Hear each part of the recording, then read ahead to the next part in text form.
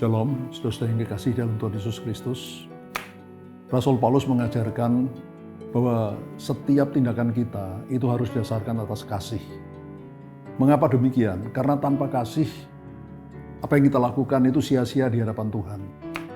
Hal ini seperti yang tertulis di dalam 1 Korintus pasal 13 ayat 1-3. Sekalipun aku bisa berbahasa semua bahasa manusia, bahkan bahasa malaikat, tapi tanpa kasih aku seperti canang yang berkumandang atau seperti gong yang bergemerincing, berbunyi tapi tidak mengandung arti.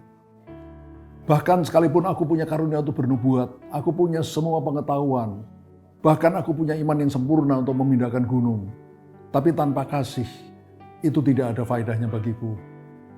Bahkan sekalipun aku membagi-bagikan apa yang ada padaku kepada orang miskin, bahkan aku menyerahkan tubuhku untuk dibakar demi nama Tuhan, tapi tanpa kasih, itu tidak ada artinya bagiku. Karena itu jelas saudara, semua yang kita lakukan, harus kita lakukan atas dasar kasih. Baru itu berarti di hadapan Tuhan. Bahkan lebih baik lagi kalau hati kita memang penuh dengan kasih. Sehingga semua perkataan, perbuatan kita, itu keluar mengalir dari hati yang penuh dengan kasih Allah. Pasti hal itu memuliakan Tuhan.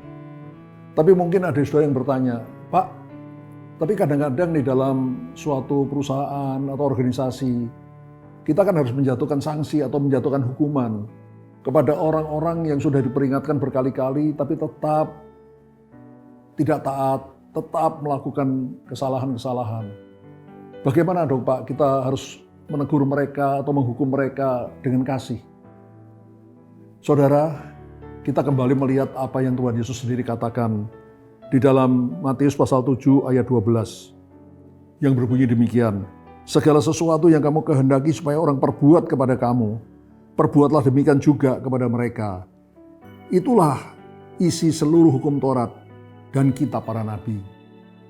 Artinya Tuhan Yesus berkata bahwa isi seluruh Alkitab itu adalah kasih. Kasih pada Tuhan dan sesama. Dan apa yang kita kehendaki orang perbuat pada kita, perbuatlah kepada orang lain.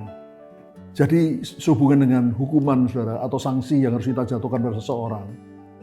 Coba kita periksa diri kita sendiri saudara dulu. Apakah kalau kita menjadi orang yang dijatuhin hukuman itu, dijatuhin sanksi itu, kita bisa menerima enggak? Apakah hukuman itu adil atau tidak? Ataukah hukuman itu hanya sikap sewenang-wenang dari seorang atasan pada bawahan? Tapi kalau kita sudah menempatkan diri kita sendiri pada orang yang akan kita hukum tadi, bahwa memang hukuman itu adil dan harus dikerjakan, karena orang ini sudah berkali-kali